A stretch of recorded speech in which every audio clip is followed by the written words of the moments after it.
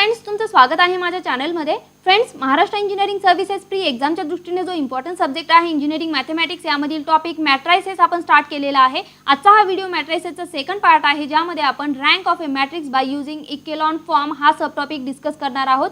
तर आजचे lecture start करण्यापूर्वी या यूट्यूब चॅनलवरील व्हिडिओ अपडेट्स मिळवण्यासाठी तुम्ही माझा टेलिग्राम चॅनल जॉइन करू शकता। टेलिग्राम चॅनलची लिंक डिस्क्रिप्शन बॉक्समध्ये देण्यात आलेली आहे। त्याचप्रमाणे महाराष्ट्र इंजिनिअरिंग सर्व्हिसेस प्री एक्झामसाठी इंजिनिअरिंग मॅथमॅटिक्स या सब्जेक्टच्या नोट्स तुम्हाला पीडीएफ फॉर्मॅटमध्ये हव्या असतील तर डिस्क्रिप्शन बॉक्समध्ये लिंक प्रोव्हाइड करून देण्यात आलेली आहे। त्या लिंकवर क्लिक करून तुम्ही या नोट्स परचेस करू शकता। सो आजचे लेक्चर आपण या ठिकाणी स्टार्ट करूया। सर्वात अगोदर आपण या ठिकाणी rank of matrix find out करण्याच्या ज्या मेथड आहेत त्याविषयी थोडंसं डिस्कस करूया। Rank of matrix find out करण्याची फर्स्ट मेथड आहे मायनर मेथड। मायनर मेथडलाच डिटर्मिनंट मेथड देखील म्हटलं जातं, कारण मायनर मेथडमध्ये आपण मॅट्रिक्सचा डिटर्मिनंटचा यूज करून त्या मॅट्रिक्सची रँक फाइंड आउट करतो। Second method is echelon form method. Echelon form मेथडला कॅनोनिकल फॉर्म देखील म्हटलं जातं। And third method is row and column operation method. तर आपल्याला सिलेबसमध्ये महाराष्ट्र इंजिनिअरिंग सर्व्हिसेस प्री एक्झामच्या सिलेबसमध्ये इकेलॉन फॉर्म मेथड आणि row and column operation method देण्यात आलेले आहेत। मायनर मेथड देण्यात आलेली नाही आहे। बट आजच्या या व्हिडिओमध्ये आपण इकेलॉन फॉर्म मेथड सोबतच मायनर मेथड देखील डिस्कस करणार आहोत, बिकॉज मायनर मेथडचा यूज करून आपण त्या मॅट्रिक्सची रँक कमीत कमी वेळात फाइंड आउट करू शकतो। तर या ठिकाणी मायनर मेथडलाच आपण शॉर्टकट मेथड देखील म्हणू शकतो। ओके, तर या ठिकाणी मायनर मेथड हा त्या मॅट्रिक्सची रँक फाइंड आउट करण्याचा एक शॉर्टकट ट्रिक आहे। ओके, तर आता आपण सर्वात अगोदर रँक ऑफ मॅट्रिक्सची डेफिनेशन पाहूया। तर ही जी डेफिनेशन आहे ही तुम्हाला लक्षात ठेवायची आहे, बिकॉज या ठिकाणी रँक ऑफ मॅट्रिक्सवर थेरोटिकल क्वेश्चन देखील विचारला जाऊ शकतो। सो या ठिकाणी तुम्हाला ही डेफिनेशन लक्षात ठेवणं गरजेचं आहे आणि यामधील ज्या कंडिशन्स आहेत, रँक ऑफ मॅट्रिक्सच्या ज्या कंडिशन आहेत त्या देखील तुम्हाला लक्षात ठेवायच्या आहे। Okay, so the matrix is said to be rank R if there is at least one minor of order R which is not equal to 0 and every minor of order R plus 1 is equal to 0. Okay, so the matrix is said to be of rank R if there is केव्हा ज्यावेळी ऑर्डरचा कमीत कमी एक minor not equal to 0 असेल आणि त्या ठिकाणी ऑर्डर R+1 चा प्रत्येक मायनर इक्वल टू 0 असेल। At that time it is called as matrix of rank R.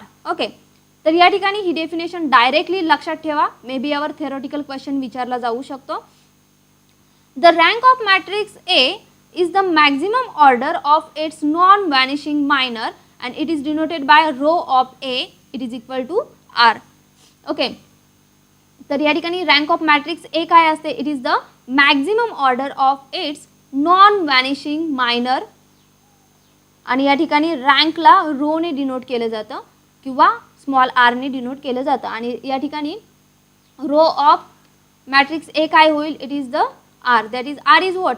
Rank of order of matrix. R is the order of matrix. Okay, तर या ठिकाणी रँक ऑफ मॅट्रिक्सच्या काही कंडिशन आहेत, ह्या आपल्याला थेरोटिकल पॉईंट ऑफ व्ह्यूने लक्षात ठेवायच्या आहेत। First one is if a matrix has a non zero minor of order R then rho of A is greater than is equal to R. Okay, तर जर या ठिकाणी मॅट्रिक्सला ऑर्डर आरचे नॉन झिरो मायनर असतील त्यावेळी त्या मॅट्रिक्सची रँक काय होईल? It is greater than is equal to R. R काय आहे? त्या ठिकाणी ऑर्डर आहे, दिलेल्या मॅट्रिक्सची ऑर्डर आहे। If a matrix has all the minors of order R+1 as zeros, then row of A is less than is equal to R. Okay, तर या ठिकाणी मॅट्रिक्सला जे काही ऑर्डर आहेत R+1, तर या ऑर्डरचे सर्व मायनर इक्वल टू 0 असतील त्यावेळी त्या मॅट्रिक्सची रँक काय होईल? Less than equal to R. Third condition is if a matrix is an m by n matrix, then rho of A is less than equal to minimum of M and N. तर या ठिकाणी एखादा matrix आहे M by N matrix, तर त्या मॅट्रिक्सची rank काय होईल? So rank of A is less than equal to minimum of M and N. Okay, तर या ठिकाणी एम आणि एनमध्ये जी मिनिमम व्हॅल्यू असेल ती कशाची असेल? ती असेल rank of that matrix. Then next one is elementary transformations of a matrix do not alter the rank and order of a matrix. तर आपण या ठिकाणी rank of matrix find out करण्यासाठी इकेलॉन फॉर्ममध्ये इलेमेंटरी ट्रान्सफॉर्मेशन करतो आणि हे जे काही इलेमेंटरी ट्रान्सफॉर्मेशन आहे त्या मॅट्रिक्सचं it do not alter the rank and the order of matrix. तर या ठिकाणी रँकमध्ये किंवा ऑर्डरमध्ये चेंजेस होत नाही ज्यावेळी आपण इलेमेंटरी ट्रान्सफॉर्मेशन करतो. तर या ठिकाणी हा थेरॉटिकल पार्ट तुम्हाला लक्षात ठेवायचा आहे. नोट्समध्ये हा सर्व पार्ट तुम्हाला देण्यात आलेला आहे, लक्षात ठेवायचा आहे. मे बी थेरॉटिकल क्वेश्चन यावर विचारला जाऊ शकतो. ओके, आता आपण पाहूया rank of a matrix by using echelon form.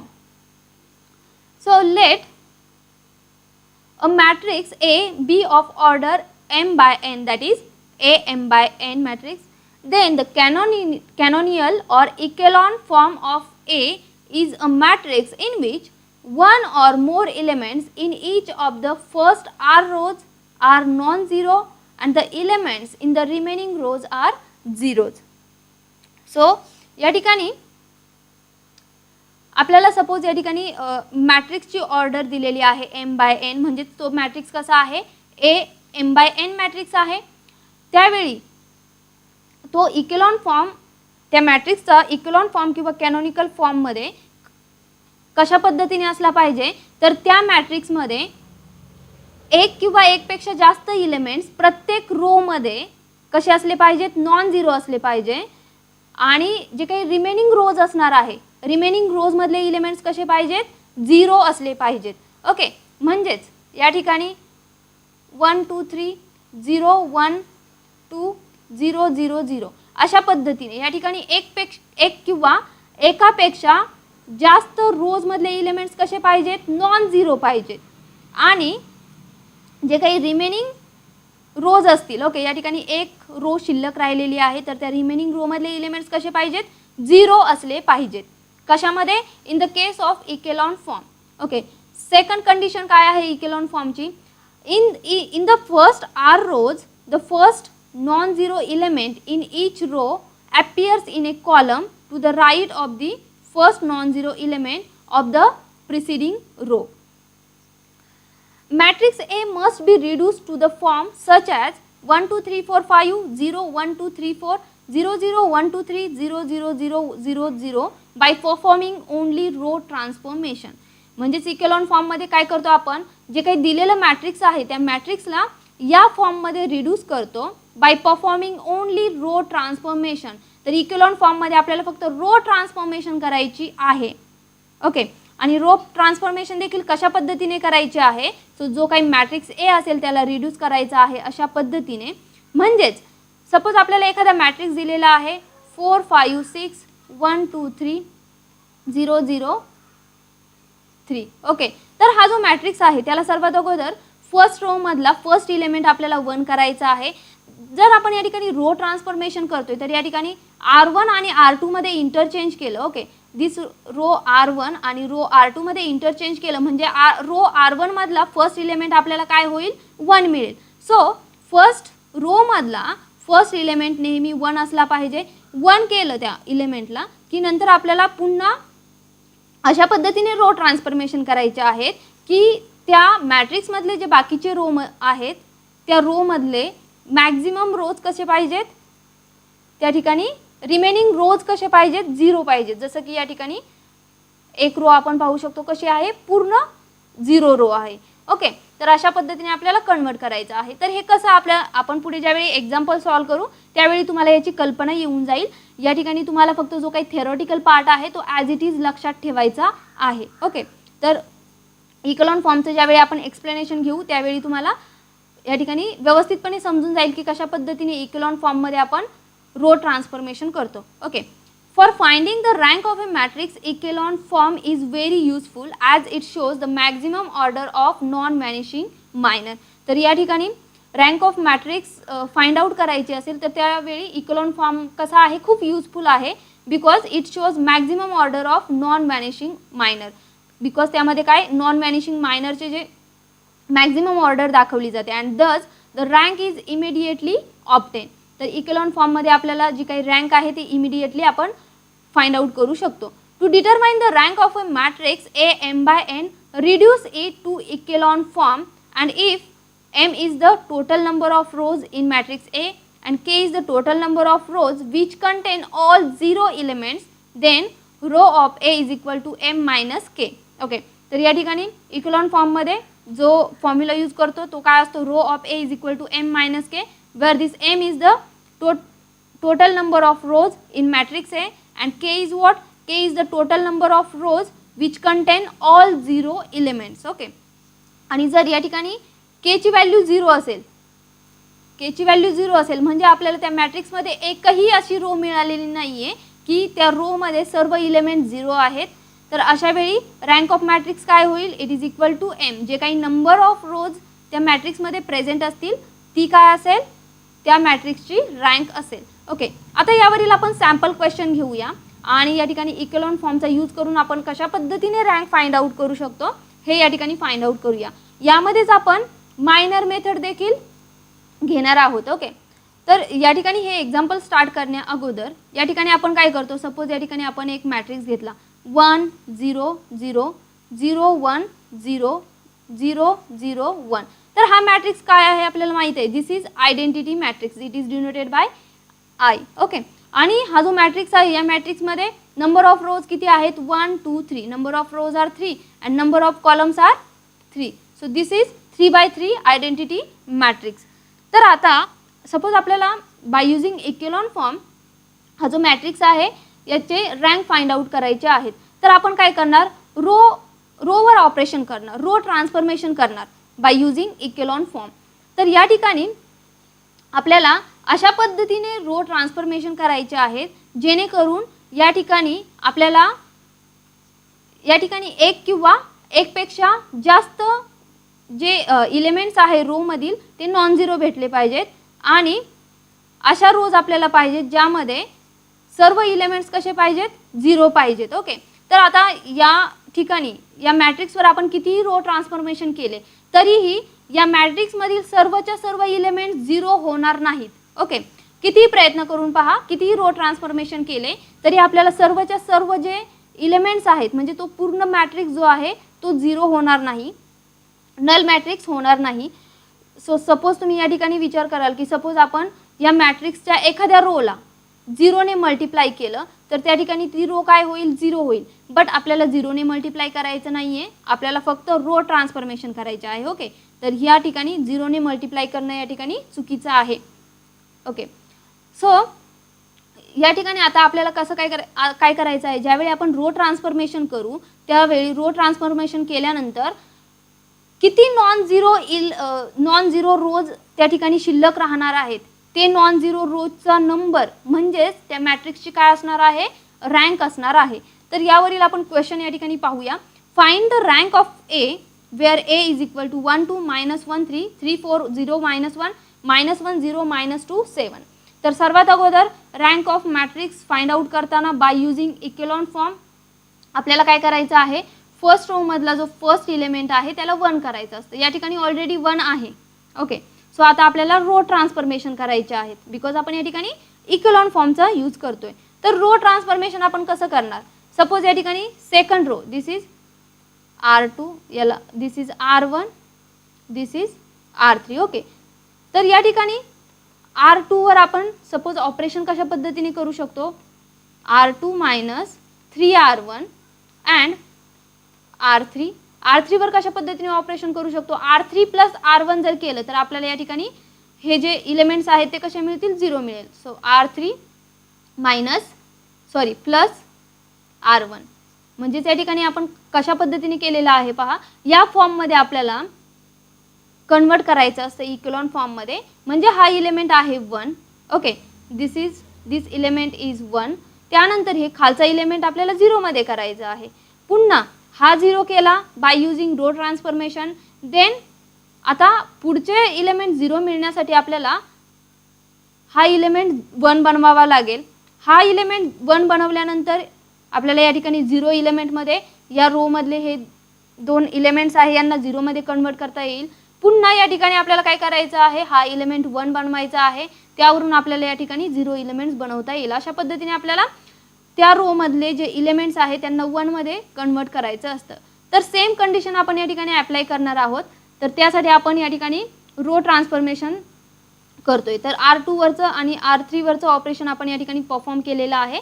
So हे ऑपरेशन परफॉर्म केल्यानंतर A इज इक्विवॅलंट टू, तर या ठिकाणी A इज इक्विवॅलंट टू असणार आहे, एक्झॅक्टली इक्वल नसणार आहे. इट इज इक्विवॅलंट टू या ठिकाणी R2 मायनस 3R1 केल्यानंतर 3 minus 3 0. First row as it is राहणार आहे बिकॉज आपण फर्स्ट रोवर ऑपरेशन करत नाही आहे. तर या ठिकाणी सेकंड आणि थर्ड रोवर ऑपरेशन करतोय बाय युजिंग फर्स्ट रो.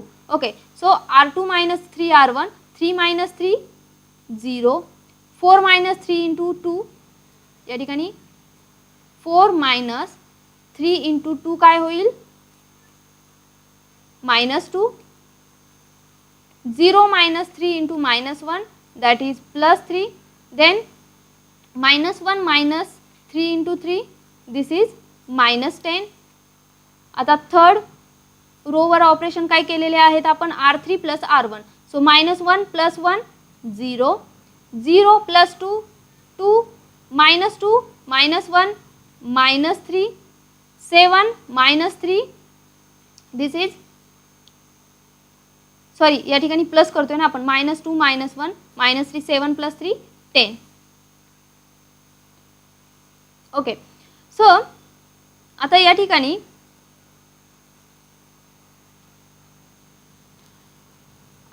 ही आहे सेकंड रो, ही आहे थर्ड रो. या ठिकाणी 0 0 इलेमेंट भेटलेले आहेत, पण या ठिकाणी आपल्याला आपण एक्झॅक्टली पाहू शकतो. सपोज या ठिकाणी आपण R3 वर ऑपरेशन केलं, R3 प्लस R2, तर आपल्याला या ठिकाणी R3 ही रो आहे ती पूर्णपणे 0 मिळेल. जसं की A is equivalent to 1 2 -1 3, 0 -2 3 -10. R2 as it is राहणार आहे बिकॉज आपण या ठिकाणी R3 वर ऑपरेशन करतोय. R3 प्लस R2 काय होईल या ठिकाणी, 2 -2 0, -3 + 3 0, 10 -10 0. ओके, तर या ठिकाणी नॉन झिरो रोज किती आहेत, नॉन झिरो रोजला आपण M ने डिनोट करतो, नाही सॉरी जे काही नंबर ऑफ रोज आहेत त्यांना M ने डिनोट करतो. तर नंबर ऑफ रोज किती आहेत, 1 2 and 3. Number of rows are 3 and number of non zero rows किती आहे, 1, ज्याला आपण K ने डिनोट करतो. तर K ची व्हॅल्यू काय आहे या ठिकाणी 1. तर आपण रँक ऑफ मॅट्रिक्स A काय असतं, rank of matrix A is equal to M minus K. It is equal to M ची व्हॅल्यू काय आहे 3 मायनस K ची value 1. So rho of A is equal to 1, sorry या ठिकाणी होईल 2. Rho of A is equal to 2. तर या ठिकाणी रँक ऑफ मॅट्रिक्स A आपल्याला 2 मिळालेली आहे, पण हे 2 म्हणजे नेमकं काय आहे. So this is the number of non zero rows, number of rows that containing non zero elements. म्हणजेच असे रोज ज्यामध्ये जे काही इलेमेंट्स आहेत ते सर्व इलेमेंट्स कसे असतील, नॉन झिरो असतील. तर या ठिकाणी या रो कशा आहेत, नॉन झिरो इलेमेंट्स असलेल्या रोज आहेत, आणि या फक्त एकाच रोमध्ये सर्व इलेमेंट्स कसे आहेत, 0 आहेत. म्हणजेच आपल्याला rank of matrix by observation देखील आपण या ठिकाणी फाइंड आउट करू शकतो. म्हणजे हे नेसेसरी नाही की आपण हा फॉर्म्युला यूज करावा, डायरेक्टली या ठिकाणी number of non zero rows किती आहेत, 2 आहेत. So rank of matrix A is equal to 2. Okay, तर ही झाली इकेलॉन फॉर्म मेथड. तर या ठिकाणी आपण मायनर मेथडचा यूज कशा पद्धतीने करू शकतो ते पाहूया. तर आपल्याला या ठिकाणी मॅट्रिक्स A काय देण्यात आलेला आहे,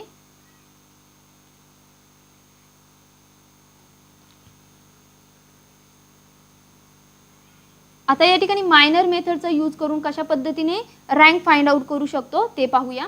तर आता मायनर मेथडचा यूज करताना आपल्याला काय करायचं आहे, एक स्क्वेअर मॅट्रिक्स कन्सिडर करायचा आहे, जो काही मॅट्रिक्स देण्यात आलेला आहे. आता ह्या मॅट्रिक्समध्ये नंबर ऑफ रोज किती आहेत, 3 आहेत. नंबर ऑफ कॉलम्स किती आहेत, 1 2 3 अँड 4. म्हणजेच हा मॅट्रिक्स कसा आहे, 3/4 मॅट्रिक्स आहे. आता आपल्याला या ठिकाणी मायनर मेथड किंवा ज्याला डिटर्मिनंट मेथड म्हटलं जातं, तर त्या मेथडनुसार कशा पद्धतीने आपण रँक फाइंड आउट करणार हे पाहूया. तर या ठिकाणी आपल्याला या ठिकाणी स्क्वेअर मॅट्रिक्स कन्सिडर करायचा आहे. स्क्वेअर मॅट्रिक्स म्हणजे काय, number of rows is equal to number of column. तर या ठिकाणी कोणताही या ठिकाणी 3/3चा मॅट्रिक्स कन्सिडर करा, कोणताही. सपोज या ठिकाणी हा एवढा मॅट्रिक्स कन्सिडर करू शकतो आपण, किंवा हा 3/3चा मॅट्रिक्स देखील कन्सिडर करू शकतो. सो सर्वात अगोदर आपण 3/3चा स्क्वेअर मॅट्रिक्स कन्सिडर करूया. तर या ठिकाणी हा जो मॅट्रिक्स आहे हा मॅट्रिक्स आपण कन्सिडर करूया. सपोज आपण त्याला म्हणूया A1. A1 is equal to what? 2 -1 3 4 0 -1 0 -2 7. जर तुम्हाला इक्वेलॉन फॉर्म कॉम्प्लिकेटेड वाटत असेल rank of matrix find out करण्यासाठी, तर हा जो मायनर मेथड आहे ही खूप सोपी आहे, ही लक्षात ठेवा. ओके, तर आता आपल्याला हा 3/4चा मॅट्रिक्स दिलेला आहे, त्यामधला आपल्याला स्क्वेअर मॅट्रिक्स 3/3 मॅट्रिक्स कन्सिडर करायचा आहे. तर आपण हा मॅट्रिक्स कन्सिडर केला. तुम्ही हा देखील मॅट्रिक्स कन्सिडर करू शकता. ओके, तर आता काय करायचं आहे, आपल्याला या मॅट्रिक्सचं डिटर्मिनंट फाइंड आउट करायचं आहे. डिटर्मिनंट फाइंड आउट करता येणं गरजेचं आहे. सो 2 × डिटर्मिनंट फाइंड आउट कसं करायचं हे फर्स्ट लेक्चरमध्ये मॅट्रिसेसचा जो फर्स्ट पार्ट आहे त्यामध्ये मी ऑलरेडी सांगितलेलं आहे. ओके, सो 2, तर ती रो आणि ती कॉलम निग्लेक्ट करायची आहे आणि बाकीच्या ज्या एलिमेंट्स आहेत त्यांच्या क्रॉस मल्टिप्लिकेशनची सबस्ट्रॅक्शन करायचं आहे. So 0 × 7 0 -2 × -1 +2. So 0 -2 -1 +1 × 7 × 4 28 -0 +3 × 4 × -2 -8 -0.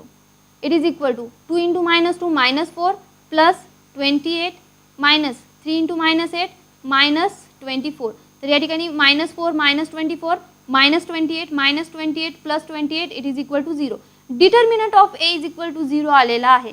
So determinant of A is equal to 0 आलेला आहे. इट मीन्स दॅट आता आपल्याला पुढे 2/2चा मॅट्रिक्स कन्सिडर करावा लागेल. जर या ठिकाणी determinant of A is not equal to 0 आलं असतं तर या ठिकाणी आपण 3/3 मॅट्रिक्स स्क्वेअर मॅट्रिक्स कन्सिडर केलेला आहे. तर या ठिकाणी रँक ऑफ दॅट मॅट्रिक्स काय झालेली असते?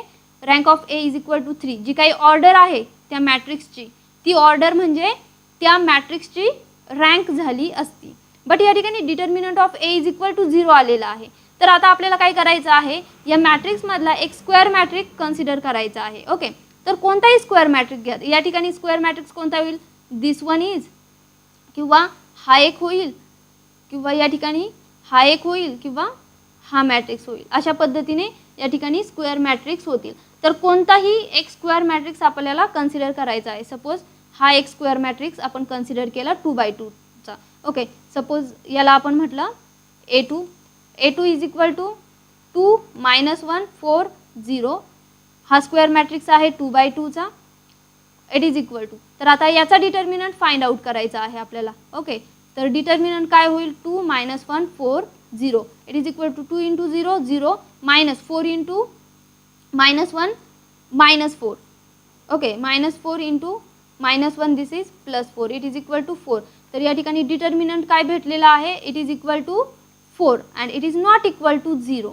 सो ज्यावेळी या ठिकाणी 2/2 स्क्वेअर मॅट्रिक्सला आपला डिटर्मिनंट नॉट इक्वल टू 0 आलेला आहे, म्हणजेच त्या मॅट्रिक्सची ऑर्डर जी असेल ती ऑर्डर म्हणजेच त्या मॅट्रिक्सचा काय असणार आहे? रँक असणार आहे. म्हणजेच या मॅट्रिक्सची रँक काय होईल? Rho of A is equal to 2.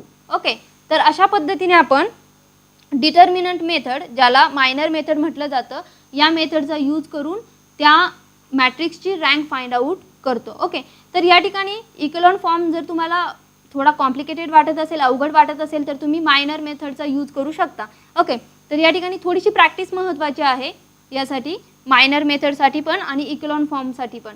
Okay, आता सेकंड क्वेश्चन आपण घेऊया यासाठी.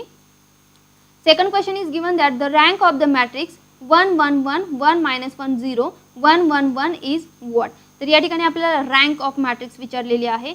So suppose A is given that 1 1 1 1 -1 0 1 1 1. तर आता आपल्याला काय करायचं आहे? Rank of matrix find out करायचे आहे.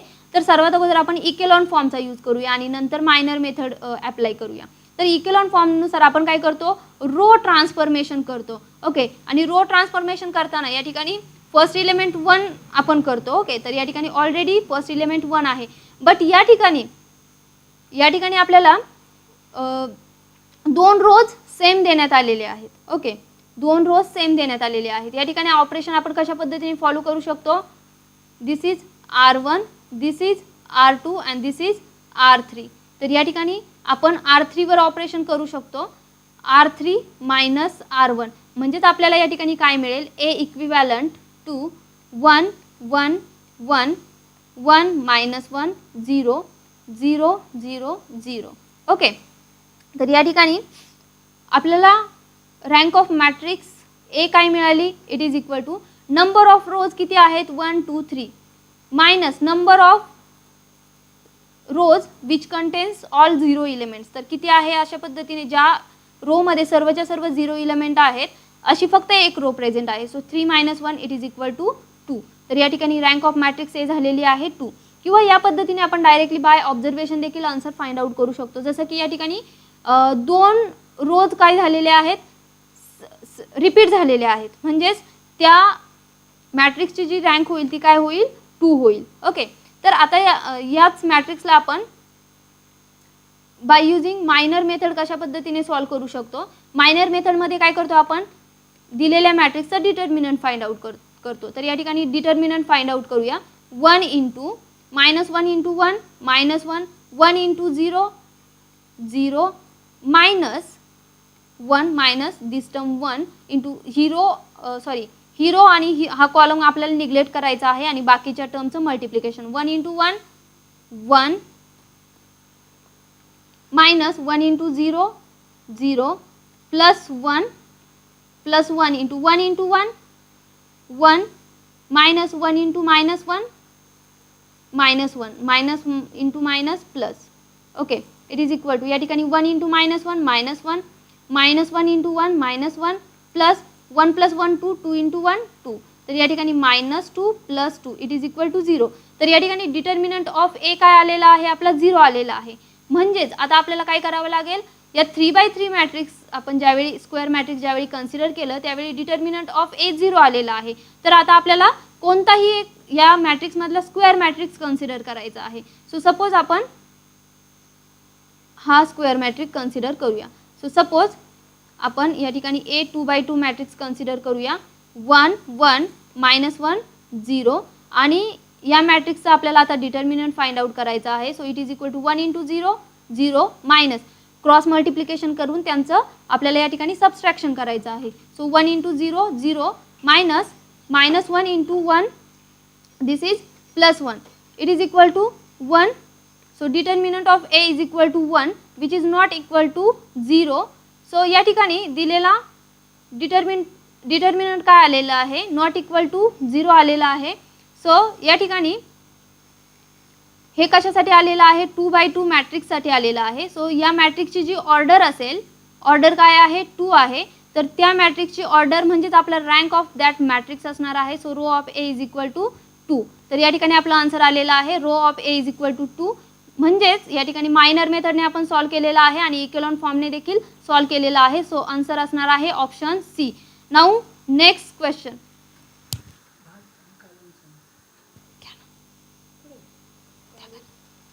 तुषारला विचार. Now next question. If alpha beta gamma is arithmetic progression with common difference is equal to d and rank of the matrix row of A is equal to 2, then K is equal to what and D is equal to what. तर आता या ठिकाणी आपण minor method पाहिलेली आहे. Okay.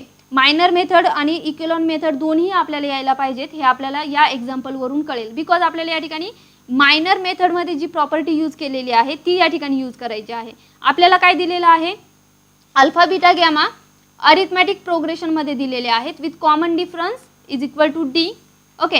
And the rank of matrix rho of A is equal to 2, then K is equal to what and D is equal to what. तर या ठिकाणी आपल्याला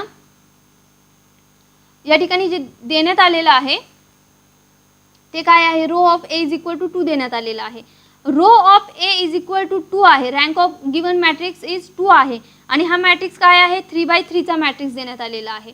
3/3 चा मॅट्रिक्स देण्यात आलेला आहे बट आपली रँक 2 देण्यात आलेली आहे. इट मीन्स दॅट या मॅट्रिक्सचा डिटर्मिनंट काय असणार आहे, 0 असणार आहे. ह्या 3/3 चा डिटर्मिनंट 0 होता, म्हणूनच या ठिकाणी आपली रँक ऑफ मॅट्रिक्स ए 2 आहे. ओके. सो याचा डिटर्मिनंट जो आहे तो आपल्याला या ठिकाणी फाइंड आउट करावा लागणार आहे. ओके, तर या ठिकाणी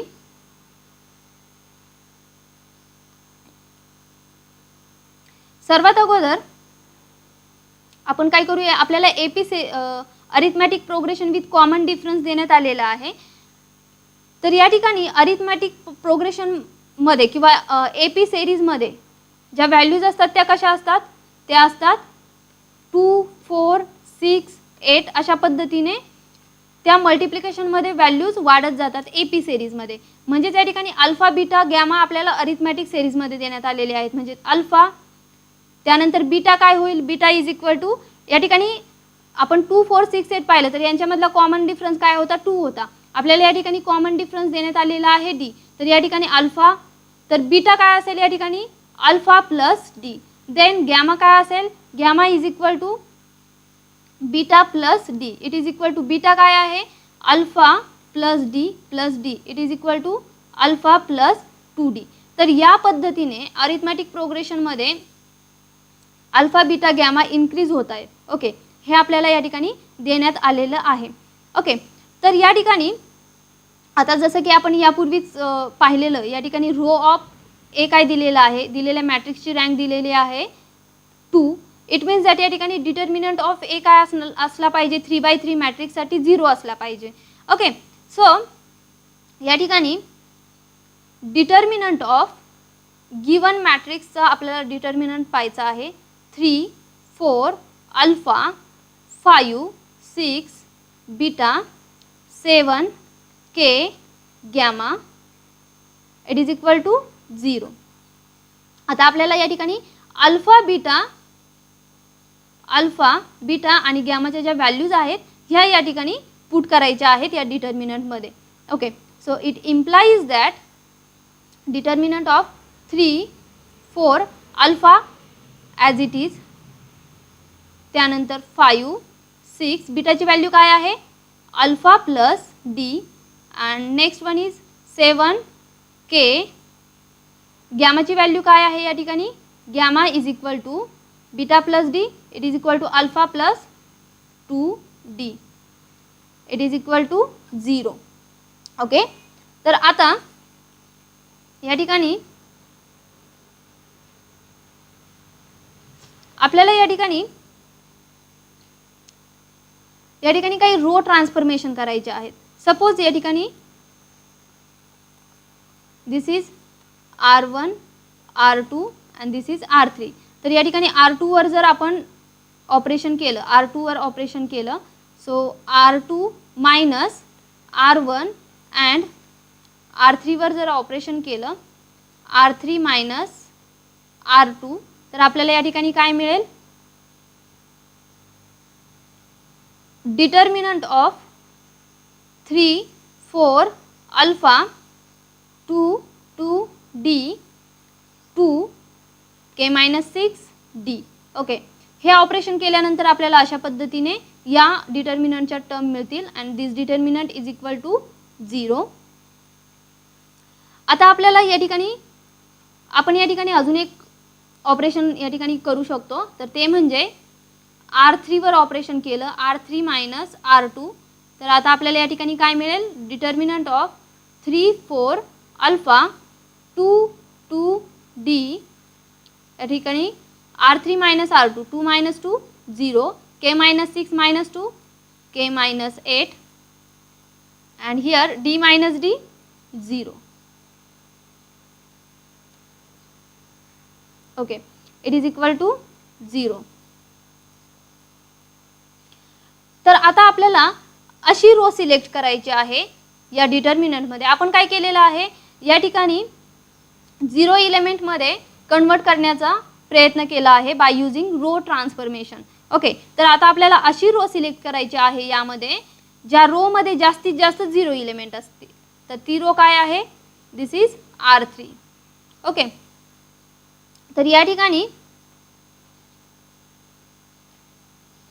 सपोज या ठिकाणी k मायनस 8 इक्वल टू 0 असेल. Okay, when k minus 8 is equal to 0 it implies that k is equal to 8. Okay, तर त्याच्या आधी आपल्याला याला सॉल्व करावं लागेल. तर या ठिकाणी k-8 into -1 + 2 into 3 alpha 2d. Okay, it is equal to 0. Okay, तर या ठिकाणी जे आपण ॲडजॉईंटचा जो फॉर्म्युला यूज केला होता तो फॉर्म्युला आपण या ठिकाणी k-8 यासाठी यूज करतोय. सो k-8 इंटू -1 तर या ठिकाणी this is A32. Okay, A32 हा इलेमेंट असणार आहे k-1. So k-8 into -1 + 2 into determinant of, या ठिकाणी आपल्याला k-8 हा इलेमेंट ज्या रोमध्ये आणि ज्या कॉलममध्ये प्रेझेंट आहे त्यांना निग्लेक्ट करायचा आहे आणि बाकीच्या जे इलेमेंट्स आहेत ते डिटर्मिनंटमध्ये घ्यायचे आहे. So determinant of 3 alpha 2d it is equal to 0. Adjoint of element तो पार्ट पहा तुम्ही मॅट्रायसेसच्या फर्स्ट पार्टमध्ये, तुम्हाला या ठिकाणी हे समजून येईल. Okay, it is equal to 0. So k-8 into -1 काय होईल, -1 होईल. ओके, तर या ठिकाणी -1चा जर या ठिकाणी इव्हन टर्म असेल तर या ठिकाणी प्लस आन्सर येईल आणि या ठिकाणी ऑड रेशिओ असेल तर या ठिकाणी मायनस आन्सर येईल. ओके, तर त्यानुसार या ठिकाणी -1 येईल आपला. तर हा डिटर्मिनंट आता आपण सॉल्व करूया. 3 into d 3d -2 alpha it is equal to 0. तर याला आपण लिहू शकतो k-8 -3d + 2 alpha it is equal to 0. आता यावरून आपल्याला काय मिळेल, k-d equal to 0. It implies that and -3d + 2 alpha it is equal to 0. तर या ठिकाणी k ची व्हॅल्यू आपल्याला मिळाली 8. तर k ची व्हॅल्यू ज्यावेळी 8 असेल त्यावेळी d ची व्हॅल्यू अगदी कोणतीही व्हॅल्यू असू शकते. k is equal to 8 for any value of d. Okay, आणि या ठिकाणी 3d - 2 alpha it is equal to 0. It implies that आपल्याला व्हॅल्यू कशाची विचारलेली आहे, k ची आणि d ची व्हॅल्यू विचारलेली आहे. तर या ठिकाणी k ची व्हॅल्यू 8 असेल for any value of d आणि या ठिकाणी d ची व्हॅल्यू काय होईल, 2 alpha divided by 3 for any value of k. Okay, तर या ठिकाणी k ची आणि d ची व्हॅल्यू आपण अशा पद्धतीने फाइंड आउट केलेली आहे. तर अशा पद्धतीने या ठिकाणी इकेलॉन फॉर्ममध्ये कशा पद्धतीने कन्वर्जन केलं जातं, कशा पद्धतीने रो ट्रान्सफॉर्मेशन केलं जातं हे महत्त्वाचं आहे. आणि या ठिकाणी एखादं डिटर्मिनंटचं जे आन्सर आहे ते आपण इझिली फाइंड आउट करू शकतो बाय यूजिंग मायनर मेथड और डिटर्मिनंट मेथड. तर या दोन्ही मेथड आपण या लेक्चरमध्ये कंप्लीट केलेल्या आहेत. नोट्समध्ये तुम्हाला हा सर्व थेरी पार्ट देण्यात आलेला आहे, सर्व क्वेश्चन देण्यात आलेले आहेत, अजूनही तुम्हाला प्रॅक्टिससाठी क्वेश्चन देण्यात आलेले आहेत. सो त्यामुळे फॉर प्रॉपर नोट्स त्या ठिकाणी तुम्हाला नोट्सची लिंक डिस्क्रिप्शन बॉक्समध्ये देण्यात आलेली आहे. त्या नोट्सवर क्लिक करून तुम्ही या नोट्स परचेस करू शकता आणि जास्तीत जास्त प्रॅक्टिस करू शकता इंजिनिअरिंग मॅथमॅटिक्स या सब्जेक्टची. सो हा व्हिडिओ जर तुम्हाला हेल्पफुल ठरला असेल तर व्हिडिओला लाईक करा, व्हिडिओ जास्तीत जास्त शेअर करा आणि चॅनलला सबस्क्राईब केलं नसेल तर चॅनलला सबस्क्राईब करा.